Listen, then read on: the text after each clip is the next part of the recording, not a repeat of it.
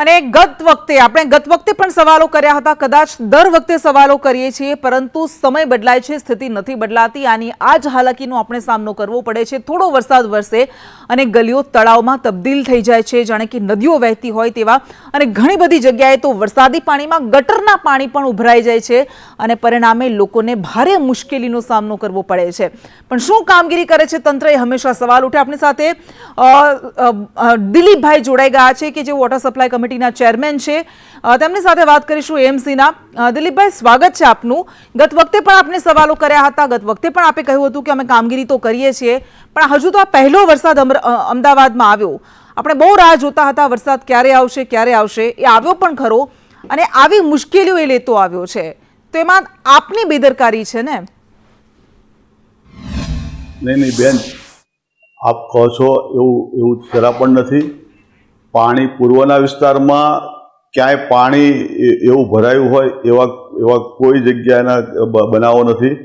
છૂટું છવાયું ક્યાંક કોઈ જગ્યાએ રહી ગયું હશે.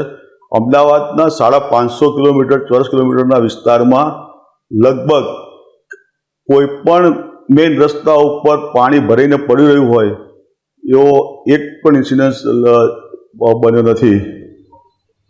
ના બાર ચોક્કસ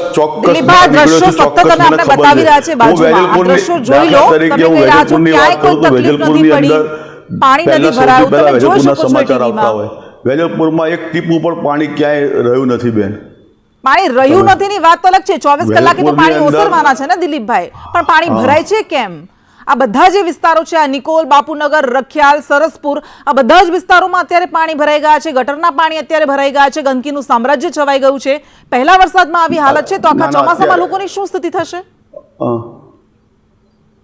આઈઓસી રોડ ઉપર જે સોસાયટીની ઇન્ટરનલ અંદર ગટર ચોકઅપ છે, ત્યાં ઇન્ટરનલ સોસાયટીમાં ત્યાં પાણી ભરાયેલું છે.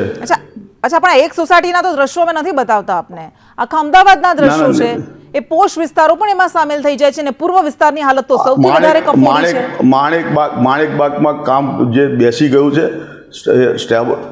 તે બેસી ગયું છે, ત્યાં ગાડી અત્યારે હાલ કામગીરી ત્યાં ચાલુ થઈ ગઈ છે બેન. ક્યારની પણ કામગીરી ચાલુ નહીં. લૂલો બચાવ નહીં. જ્યાં કોઈ જગ્યાએ મેઇન લાઈનો નખાતી હોય તો જે વરસાદી જે પાણીથી ફિલિંગ થતું હોય એવું માનવીય ફિલિંગ થતું નથી.